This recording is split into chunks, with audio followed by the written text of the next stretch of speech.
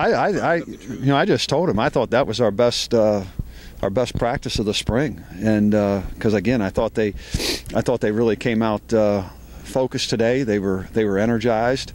They were coachable. Really trying to do the things that the coaches asked them to do. We talked after the scrimmage and some things that happened in the scrimmage, and it was good that they took to the coaching, after the scrimmage, and then we just wanted to do some things today in terms of there at the end have third down period and just make it competitive, even though we were in a thud situation. So today was good. I thought we got a lot accomplished, and like I said, they did a good job. Like I said, we've learned a lot from that scrimmage, and told them some things, and they came out and responded. Just lastly, on the scrimmage, when you went back and looked at the film, how do you overall grade the offense and the defense after what you saw in film? You've had more time to distill it. Well, it was interesting. It was this is what I told them on Monday, is that there were good things that happened on both sides of the ball. The first play we got, but that probably would have been a sack when you watch the film. But offensively, we had a couple big plays, in the first 14 plays, and then we didn't get any big plays until play 70. So defensively, we did some good things in there, but then as we got further on the scrimmage, we gave up those long touchdown plays. So there was good things, but there was just too many things that were inconsistent to sit there and say, hey, you really feel good after coming out of scrimmage, because both sides just didn't perform consistently, and that's what we're after. Defensively, I know you had some frustrations after the scrimmage the other day. When you broke it down on film, was there any one glaring thing? Was it technique?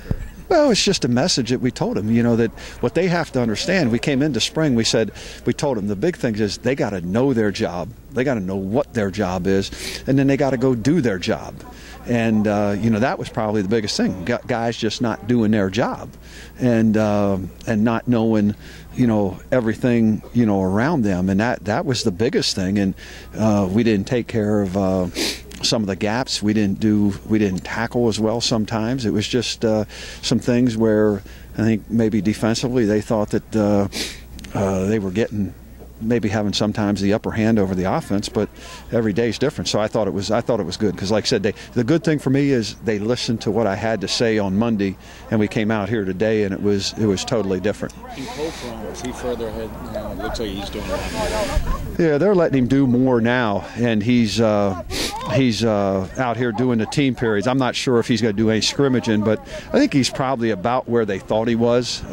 We weren't sure if we'd get him much during the spring, and if we were going to get him at all on any kind of scrimmage work, but it's good to get any rep he can get is an advantage. And what kind of spring is Amba had?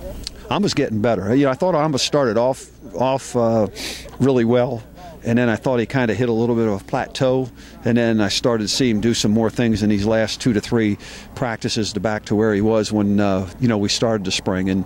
And he's got ability and he's got talent, and what we have to do is get him to got to get him a little bit stronger. But again, he's a guy that I know he's just got to continue to get better. It's important to him. He wants to be good, and he's a worker. And Whitfield seems to have a knack for knocking down passes. He is. Marcus is stronger. Marcus has a good feel for what we want out of him and what we're going to try to do with him defensively, and it is. It's when you rush the passer, he can get in the throwing lanes and about getting your hands up at the right time. So he's been impressive from that standpoint. He's knocked a lot of balls down this spring. And any other injuries off the scrimmage? Nobody. Evan's better. He's moving better, feels better. Again, that's a day-to-day situation. You saw today we had Caleb out here doing individual, which was good. We had Laverne doing individual, which was good, is getting them back out here. Maybe we'll get Cheese was supposed to do some individual. It didn't look like his ham responded to the way that they thought it would. But no, we came out of the scrimmage, really well. Nobody missed today, and from an injury standpoint, but still had a couple guys that were pushing the sled. But hopefully we'll be done with that now. So. Was that Petty, Anderson, and Bragley? Yeah, those three. And no changes in depth chart at all after the scrimmage, right? No, not really. We just we kept some things kept things the same as we evaluated it, and again, we'll just continue to evaluate each practice, and then we'll really sit down after the scrimmage this weekend up in Middletown and see if there's anybody who's moved. The good thing is I like is the fact that you could see today yourselves. I mean, there's great competition. There's guys pushing. There's guys. I mean, there's a camaraderie. There's a togetherness that that you really got to have, and so we're on the right track. We just got to keep getting better.